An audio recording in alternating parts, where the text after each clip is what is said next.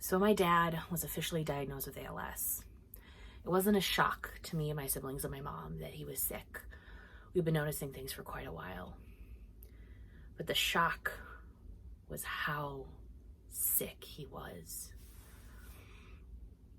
And I remember one of the big conversations that we had about my dad being sick is he was a chiropractor and he owned his own business. And as they were looking at the reality of what it means to be diagnosed with ALS, my mom and dad realized that eventually they were going to have to sell his business. And they didn't want the business to lose any value. So they told us, me and my siblings, that this is what's happening, this is what's going on. But until we're able to sell your dad's business, you can't talk about him being sick with anybody. They were very worried, and for a right and good reason, that if people found out that my dad was sick, that they would stop coming to see him, and then the business would lose value. And for my mom, who had been a stay-at-home parent for how many years, and yes, she owned her own side business, but looking at, realizing that in the next 5-6 years, my dad isn't going to be there, and with 4 kids, they were like, we need to make sure we have as much money as possible. So we were told to not talk about it. And then when we could, I didn't talk about it. I didn't want it to be real, so I didn't tell anyone about it.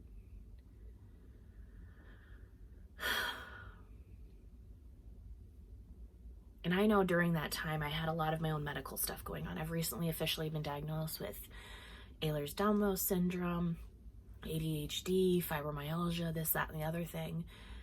But I would always look at my own medical stuff happening when my dad was still alive, when he was sick. And I would always look at myself and I would go, you know what? It's not as bad as dad's. What's going on with dad? It's not as bad. So I can't put that stress on my mom. I can't put that stress on my dad. Just don't talk about it. Just don't talk about it.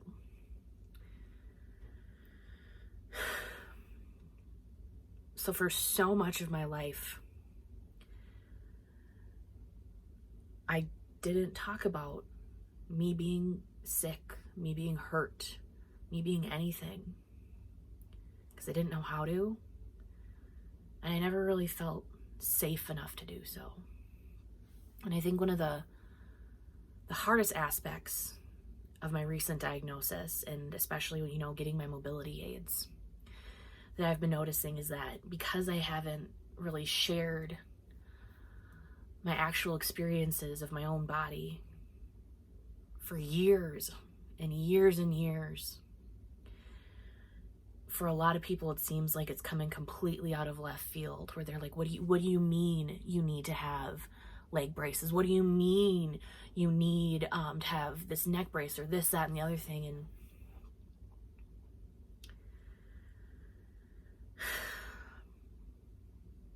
I think about that quite a bit, because I know the roadmap of how I got to where I am. I understand why I took a left there or a right there.